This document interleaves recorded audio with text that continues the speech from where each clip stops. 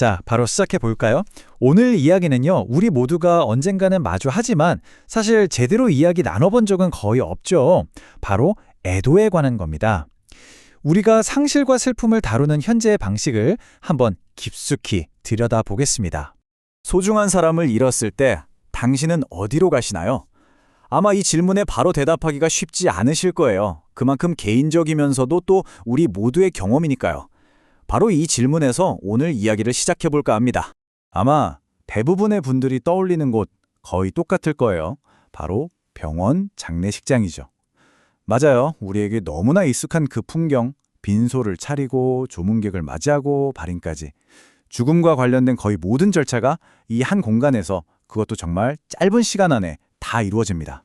그래서 오늘은요, 이 익숙한 시스템에 어떤 문제점이 있는지부터 시작해서 좀 다른 나라인 영국과 일본의 사례는 어떤지 살펴보고 이걸 바탕으로 우리 사회를 위한 새로운 대안은 없을지 한번 그려보려고 합니다. 자, 첫 번째 파트입니다. 슬픔의 3일 마라톤. 대체 왜 우리의 장례식은 충분히 슬퍼할 시간도 없이 이렇게 숨가쁜 마라톤이 되어버렸을까요? 보세요. 이게 바로 그 현실입니다.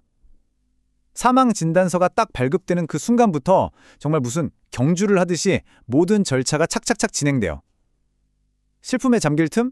그런 거 없어요. 그냥 행정적인 일들, 의례적인 절차들이 정신없이 파도처럼 밀려오는 거죠. 자, 여기서 핵심적인 문제점 3가지를 짚어볼게요. 첫째, 죽음이라는 게 병원이라는 의료 공간에 너무 묶여 있어요. 병원은 생명을 살리는 곳이잖아요. 그러다 보니 죽음은 어쩔 수 없이 치료의 실패처럼 여겨지기 쉬운 거죠. 이런 공간에서 애도를 시작하는 것부터가 좀 어색할 수 있습니다. 둘째, 3일, 이 짧은 시간 안에 모든 걸 해결해야 해요. 가장 큰 충격과 혼란 속에서 복잡한 결정을 막 내려야만 하는 거죠. 그리고 제가 생각하기에 가장 중요한 3번째, 발인하고 나면 모든 게 딱 끝납니다. 모든 지원이 그냥 마침표를 찍어요. 그 뒤에 남겨진 사람들의 길고 긴 슬픔의 여정은 오롯이 그냥 개인의 몫이 되어버리는 겁니다. 그렇다면 대안은 없는 걸까요? 아니요, 있습니다. 여기서 영국의 애도 지원 센터라는 개념을 한번 들여다보려고 해요. 이게 과연 우리의 장례 문화를 어떻게 바꿀 수 있을지 한번 같이 보시죠. 자, 이걸 이해하려면 먼저 이 단어의 의미부터 제대로 알아야 합니다. 영어로 bereavement, 우리말로는 사별인데요. 이게 단순히 죽음이라는 하나의 사건, 점을 말하는 게 아니에요.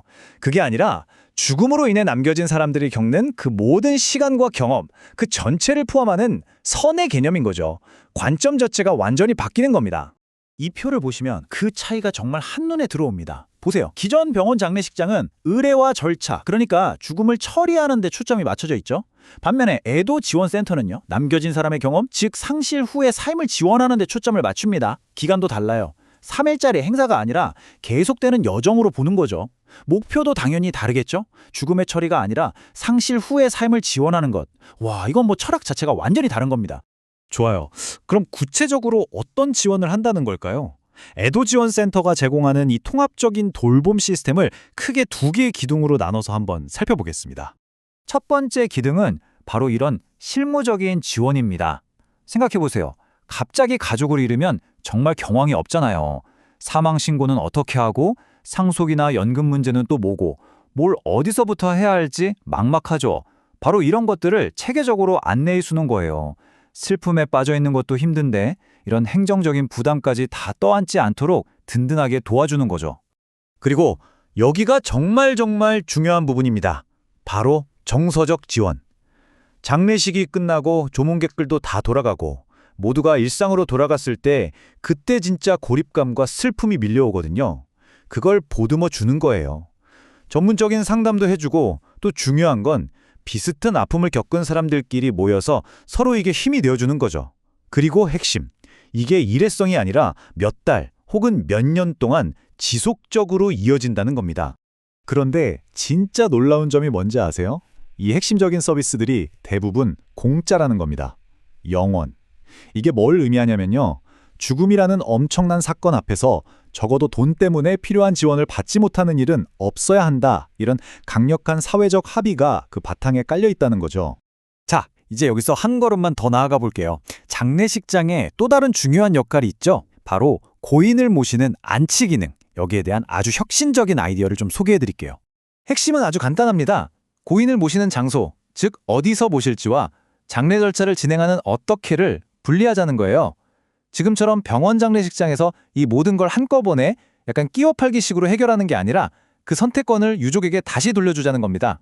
이 아이디어를 아주 잘 보여주는 사례가 바로 일본의 이별 호텔입니다.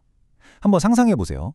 병원 지하에 그 차갑고 딱딱한 냉동고가 아니라 도심 속에 있는 아주 편안하고 정갈한 공간에 고인을 모시는 겁니다. 유족들은 시간에 쫓기지 않고 원할 때 언제든 찾아와서 고인과 마지막 시간을 온전히 보낼 수 있는 거죠.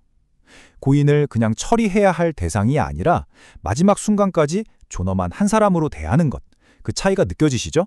또 다른 대안도 있습니다. 바로 지자체가 직접 운영하는 공공영안실이에요. 이렇게 되면 어떻게 될까요? 지금의 병원 장례식장 독점 구조가 자연스럽게 깨지겠죠? 유족들은 일단 고인을 존엄하게 모셔놓고 그 다음에 시간적 여유를 갖고 우리 가족의 상황과 또 고인의 뜻에 가장 잘 맞는 장례 업체를 자유롭게 선택할 수 있게 되는 겁니다. 말 그대로 선택의 주권이 유족에게 돌아오는 거죠. 자, 그럼 지금까지 우리가 살펴본 이런 여러 아이디어들을 한번 쫙 모아서 우리 사회를 위한 새로운 애도 생태계는 어떤 모습일지 그 큰 그림을 한번 그려보겠습니다. 바로 이 3단계 비전이 우리가 나아갈 수 있는 방향이라고 생각합니다. 1단계, 고인의 존엄성을 지키는 공간에서 마지막을 준비합니다. 2단계, 유족에게는 충분한 시간과 선택의 자유를 보장하는 거죠. 그리고 마지막 3단계, 장례 절차가 끝난 뒤에도 지역사회 애도지원센터가 그들의 길고 긴 여정에 끝까지 함께하는 겁니다. 이건 단순히 제도를 바꾸는 게 아니에요. 죽음을 처리하는 것에서 남은 사람의 삶을 회복시키는 것으로 애도에 대한 패러다임 자체를 전환하자는 이야기입니다. 결국 오늘 나눈 모든 이야기는 이 한 문장으로 정리될 수 있을 것 같습니다. 죽음은 결코 3일 만에 끝나지 않습니다. 그렇게 우리의 지원도 그래서는 안 됩니다.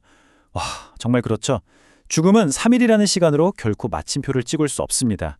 그렇다면 남겨진 사람들을 향한 우리 사회의 지원 역시 3일로 끝나서는 절대로 안 되겠죠. 사별이라는 건 한 개인의 고립된 비극이 아니라 우리 공동체가 함께 보듬고 나눠야 할 삶의 한 부분이니까요. 여러분은 오늘 이야기 어떻게 들으셨나요?